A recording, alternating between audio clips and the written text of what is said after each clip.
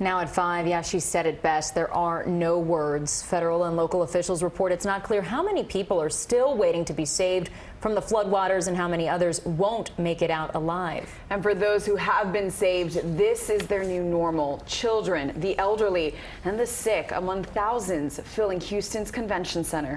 Late last night, the city opened a new major shelter which can hold thousands of people forced out by floodwaters. There's some good news. For the first time since the storm hit, the sun actually came out late yesterday afternoon. But the threat for flooding is far from over for people in the region. CBS 4's Dawn Champion reports this morning from Houston.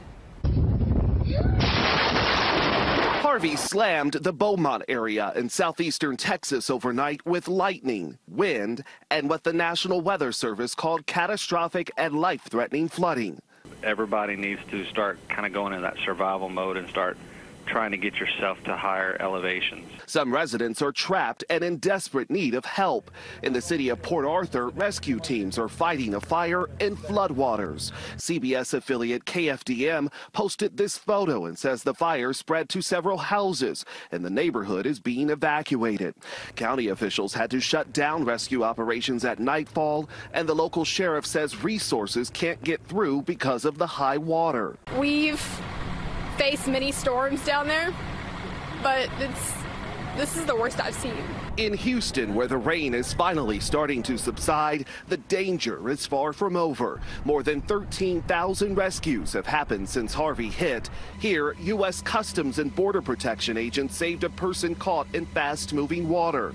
And here, 2 people stuck atop their mostly submerged truck got a lifeline from a small inflatable boat. Where to house the displaced has become the latest issue. The convention center downtown, the first shelter to open, has been running at double capacity. To help with the overflow, the NRG Center Convention Hall, next to where the Texans football team plays, opened its doors Tuesday evening. It becomes the largest rescue center able to hold 10,000 people. Dawn Champion, CBS News, Houston.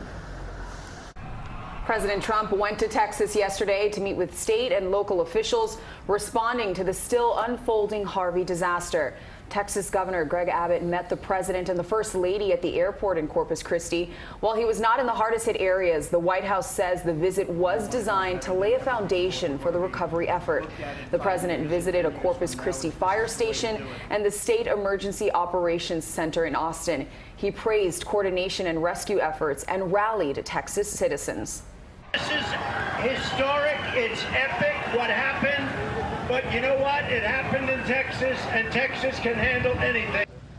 President Trump plans to return to the area on Saturday. Vice President Mike Pence said he will visit Southeast Texas later this week.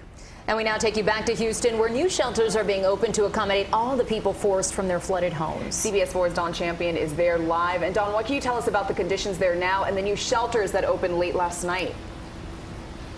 Yeah, good morning, Lauren and Vanessa. Certainly the shelters here in and around Houston are getting overwhelmed. Behind me is the convention center here in downtown, and it has been running at double the capacity. So new shelters have been opening across the city, including at the NRG Center, at the convention hall there. That will now become the largest shelter here in Houston.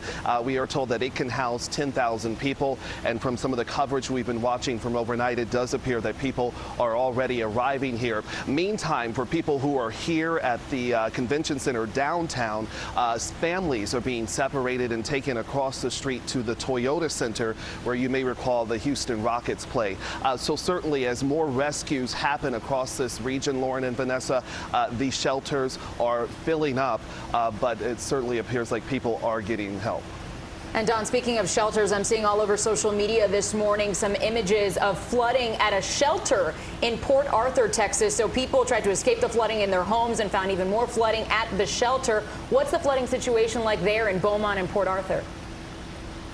Yeah, Harvey just will not relent. Sadly, this morning we have been seeing those photos of widespread flooding in and around the Beaumont area. We are told places there saw up to 15 inches of rain overnight. There are even fires being reported in one neighborhood, and we are told that fire has spread to several homes. So certainly a very dire situation unfolding there. And sadly, people there could expect rain on the border of Texas and Louisiana through the end end of tonight. Just incredible. And we're seeing a lot of victims, unfortunately, children as well. The school year already started. So what is the situation with schools in the region? Yeah, we are told that schools here could be closed at least through, will be closed at least through Labor Day.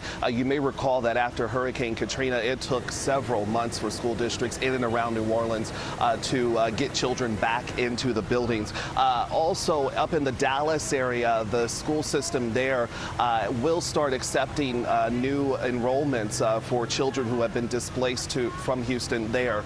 So certainly this is something that education officials here will start to tackle now that the storm at least has moved out of this region. All right, we'll be keeping an eye on the situation there, and we will talk to you again in a half hour. Don Champion live for us in Houston, Texas. Thanks so much.